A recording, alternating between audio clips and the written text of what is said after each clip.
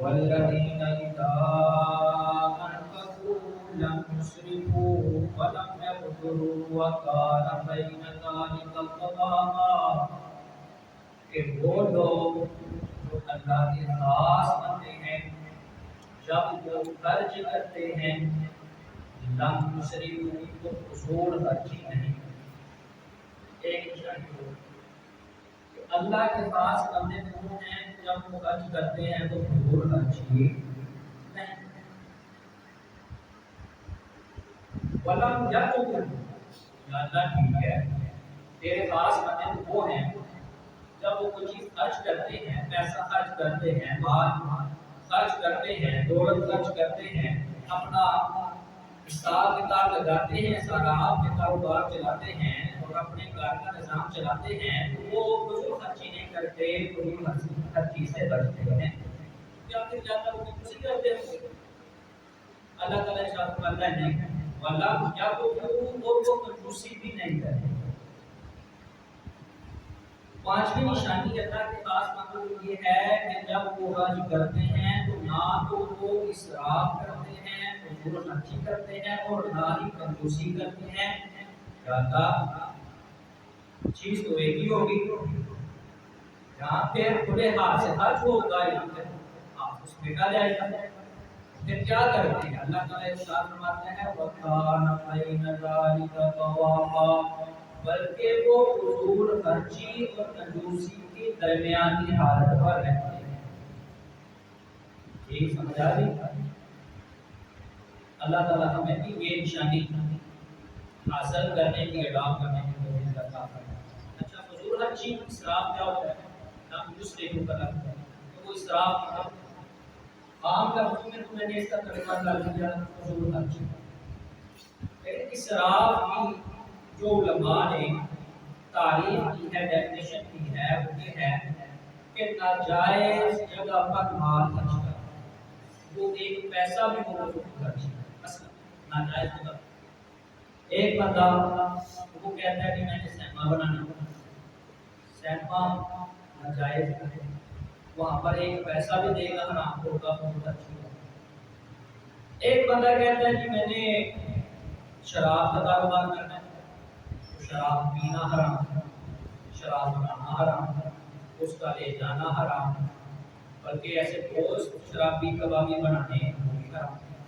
تو ان لوگوں پر یا ایسی چیزوں پر جو اللہ تعالیٰ نے حرام قرار دی ہیں ان پر ایک پیسہ لگانا بھی فضول خرچی. دوسری یہ ہے کہ کام تو جائز ہے کام جائز ہے پیسہ لگانا جائز ہے اس کو لیکن اس پر حد سے زیادہ پیسہ لگا دینا یہ بھی سے دیکھیں ہم نے اپنے بچوں کو کھانا کھلانا ہوتا ہے اب وہ ایک نارمل روٹین کا ہم کھلائیں گے تو اللہ تعالیٰ کا حکم ہے کچھ اشرب البراء تو پیو دور خرچی نہ کرو عیش کرو لیکن ایک لمٹ ہے. اور اگر ہم سونے کے برتن بنا لیں جی چاندی کا برتن بنا لیں اس میں ہم کھانا کھائیں بچوں کو کھانا کھلائیں تو یہ فضول خرچی اسراف. یا پھر ہم جناب منت ہی مانگ رہے ہیں کہ ہم نے روزانہ ہی مٹن کھانا کھانا باقی چیزیں ہم لوگ پر حرام قرار دے گا یہ بھی فضول خرچی. کیونکہ یہ جو مال دولت ہوتی ہے یہ ہماری اپنی نہیں ہوتی یہ اللہ تعالیٰ کی عطا. یاد رکھیے اللہ تعالیٰ جسے چاہے عطا کرے جسے چاہے اتنا عطا کرے اس کو کوئی پوچھنے والا نہیں.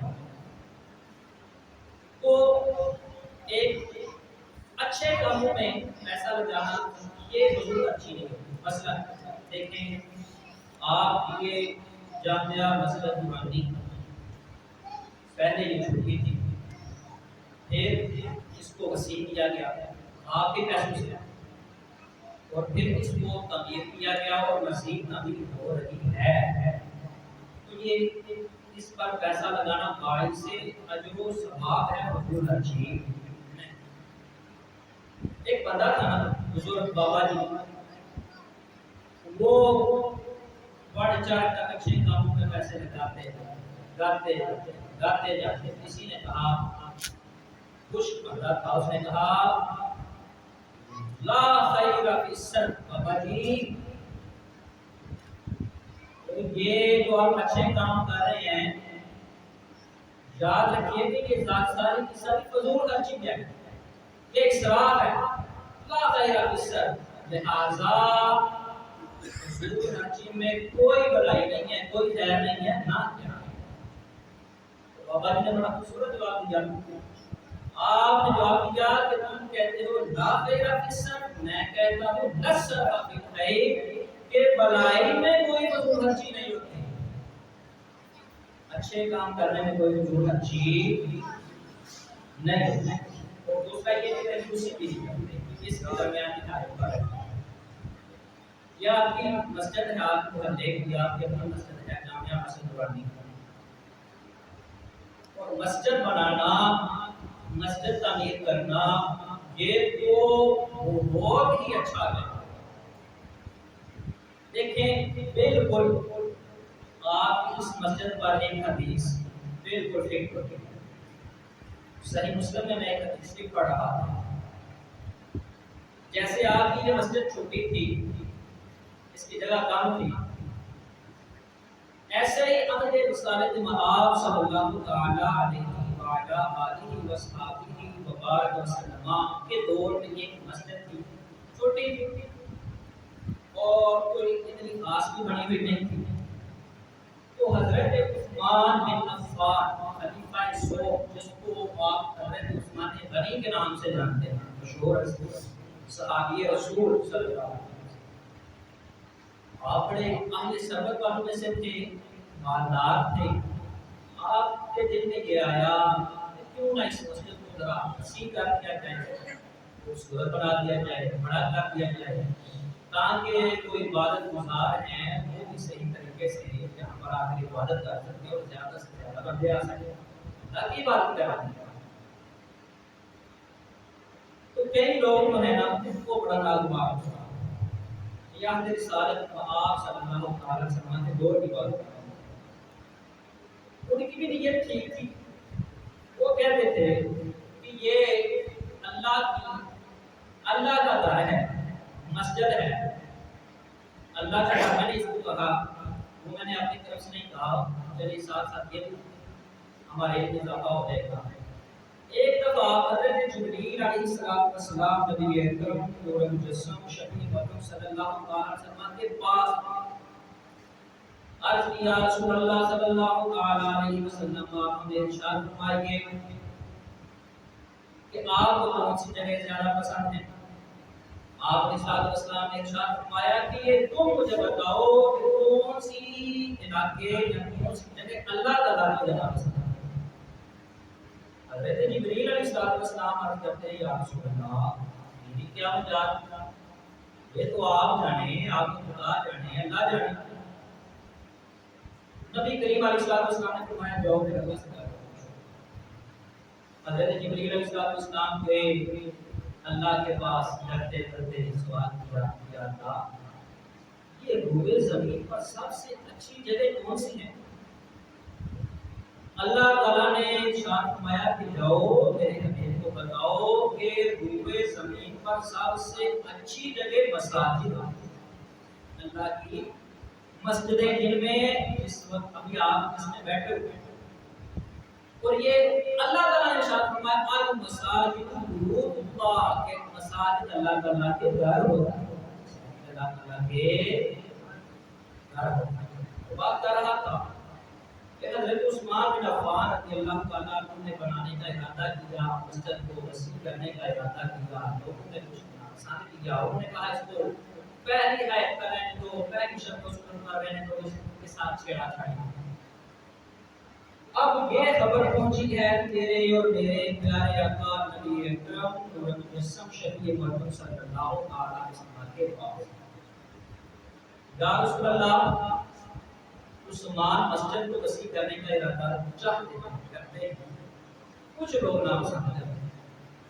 عثمان اب کشمکش میں کیا کیا, تو نبی اکرم نور مجسم شفیع مولم صلی اللہ تعالی علیہ وآلہ آلہ وصحبہ وبارک وسلم ارشاد فرماتے ہیں من بنا للہ مسجدا بنا اللہ لہ فی الجنۃ مثلہ، کہ جو بندہ اللہ تبارک و تعالی کے لیے مسجد بنائے گا اللہ تعالی جنت میں اسی کی مثل اس کا گھر بنائے گا۔ اگر ہم مسجدیں بنائیں گے اللہ تعالیٰ اسی کی مثال جنت کا بھی وعدہ کر رہا ہے۔ تو مجھے نہیں پتا، آپ کو نہیں پتا، اللہ تعالیٰ جو بھی ہے اس کو نہیں پتا کہ اس کے ساتھ کیا ہونے والا ہے، لیکن اللہ تعالیٰ نہ صرف جنت کا اس کے ساتھ وعدہ کر رہا ہے بلکہ جنت میں جیسے اس نے دنیا میں مسجد بنائی اللہ تبارک و تعالیٰ اپنی شان کے لائق ایسے اس کو وہاں پر گھر بنا رہے ہیں۔ یہ بہت بڑا اجر ہے۔ جو ہم چھوٹا چھوٹا سنتے رہتے ہیں جو اللہ کے لیے مسجد بنائے گا، مسجد میں حصہ ڈالے گا، اللہ تعالیٰ جنت میں اس کے لیے گھر بنائے گا، یہ حدیث نبوی اور یہ اس کا پیش نما اور اس کا پس منظر وہی ہے جو میں نے آپ کو بتایا کہ حضرت عثمان بن عفان کو اجازت دی گئی کہ آپ مسجد کو تعمیر بھی کر سکتے ہیں اور بڑھا بھی سکتے ہیں، وسیع بھی کر سکتے ہیں۔ اور دیکھیں حضرت عثمان بن عفان یہ الگ ٹاپک ہے، چھوٹی سی بات کر رہے ہیں اس پر، ان کو کتنی دفعہ جنت کی بشارت ہے؟ کبھی یہ مال خرچ کرتے ہیں تو جنت کی بشارت، کبھی یہ اشراف و بشرا میں آتے ہیں تو جنت کی بشارت، اور یہاں مسجد تعمیر کرنے کا ارادہ کیا تو پھر بھی اللہ تعالیٰ نے جنت کی بشارت دی ہے۔ تو دوسری چیز یہ ہے کہ میراث شریف آتا ہے۔ میلاد کہتے ہیں نبی کریم علیہ السلام کے ولادت کے وقت، ولادت کے وہ وقت ہے نا 12 ربیع الاول، وہ جب لوٹ کراتا ہے تو پھر ہم ایک جشن مناتے ہیں، جشن کا ہم نام رکھتے ہیں جشن عید میلاد النبی صلی اللہ علیہ وسلم۔ کیا بتا سکتے ہیں اس کا کیا مطلب ہے؟ سنیے، جشن منایا جاتا ہے، خوشی خوشی۔ عید عربی زبان کا لفظ ہے، اس کا مطلب ہے یہ عاد یعود عیدا، یہ عربی زبان کا لفظ ہے، اس کا مطلب ہوتا ہے لوٹنا۔ میلاد اس میں ظرف ہے اور اس کا مطلب ہے ولادت کا وقت۔ اور النبی یہ آپ کو سننے بتائیں گے کہ اس کا کیا مطلب ہے، آپ کو اور نہیں پتا ہے۔ نبی کا مطلب ہوتا ہے غیر کی خبر دینے والا۔ نبی کا کیا مطلب ہوتا ہے؟ اور بولو تو صحیح، نبی کا کیا مطلب ہوتا ہے؟ یہ عربی زبان کا لفظ ہے۔ قرآن مجید میں جب لفظ نبی آتا ہے تو سب کا ترجمہ کرتے ہیں کہ دوسرے اسکول خاص کرو، لیکن جب نبی کا لفظ آتا ہے تو پھر ایسے ترجمہ کرتے ہیں، یا نبی انا ارسلناک شاہدا مبشرا ونذیرا۔ لیکن آپ کے اور میرے اعلیٰ حضرت علی البرکت جد دین و ملت شاہ امام احمد رضا خان، آپ نے ڈکشنری کھول کھول کر بتائی عربی دان کی کہ عربی میں نبی کا مطلب ہوتا ہے غیر کی خبریں دینے والا۔ کیا مطلب ہوتا ہے؟ اچھا ان کو پوچھا جائے نا مطلب اس کا یہ ہے، آپ کہتے ہیں وہ کہتے نہیں بس خبریں دینے والا، خبریں تو یہ کہ وہ بھی دیتے ہیں، ٹی وی پر دیکھتے ہیں نا، خبریں تو وہ بھی دے رہے ہوتے ہیں۔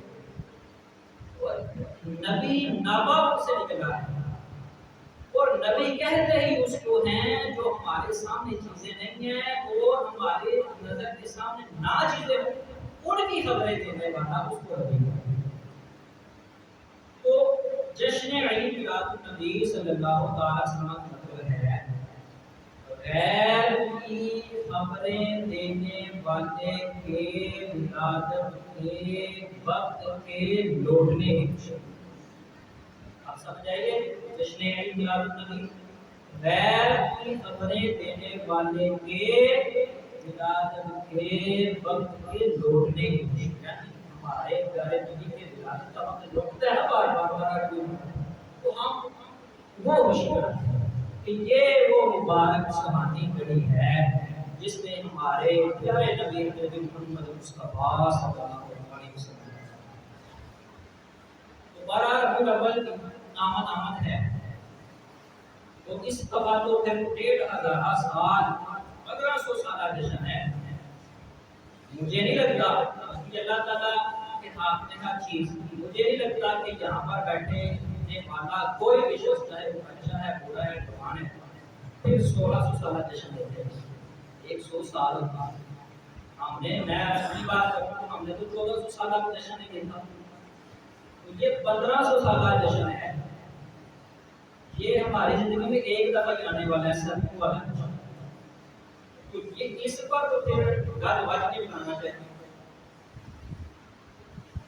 اور اس پر جب آپ میلاد شریف منائیں گے آپ کا ٹائم بھی لگے گا، آپ کا پیسہ بھی لگے گا، آپ کے سرف کا پیسہ لگتا ہے، تو جو پیسہ مال دولت لگتی ہے وہ اللہ تبارک و تعالیٰ کی بارگاہ میں بڑی مقبول ہے، مقبول ہے۔ دیکھیں اللہ تبارک و تعالیٰ قرآن مجید میں ارشاد فرماتا ہے قل بفضل اللہ وبرحمتہ فبذلک فلیفرحوا هو خیر مما یجمعون۔ فرما دیجئے اے پیارے نبی علیہ الصلوۃ والسلام کو کہ اللہ تبارک و تعالیٰ کے فضل اور اللہ تعالیٰ کی رحمت کے ملنے پر خوشی کا اظہار کریں۔ اللہ تعالیٰ کا سب سے بڑا فضل کون ہے آپ بتائیں؟ حضرت محمد مصطفیٰ صاحب۔ نعمت کبریٰ کون ہے؟ سب سے بڑی نعمت کون ہے جو ہمیں دی گئی ہے؟ وہ آپ علیہ السلام۔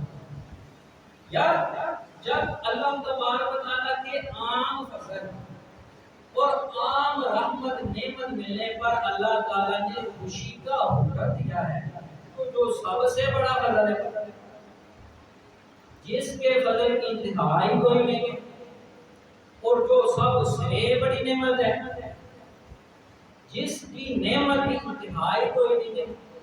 لیکن میں کھڑا ہوں نا، میرا ہاتھ تھوڑا سا اور اوپر ہو جائے گا، اتنا ہی سلام ایک اوپر ہو جائے، اتنا ہی ہے۔ لیکن اللہ تبارک و تعالیٰ نے اپنے حبیب علیہ السلام کی بابت ارشاد فرمایا وَرَفَعْنَا لَكَ ذِكْرَكَ، اے محبوب ہم نے تیرے ذکر کو بلند کیا ہے۔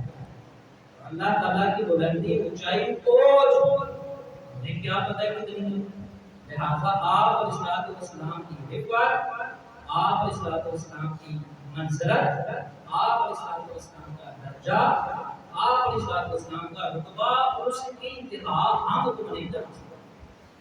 تو اس پیارے نبی کے میلاد کی خوشی پر اپنا ٹائم دینا، پیسہ لگانا، مال لگانا اور کم از کم خوشی کا اظہار کرنا، یہ رب کو بڑا آسان ہے۔ انشاءاللہ تبارک و تعالیٰ یہاں سے شروع کریں گے۔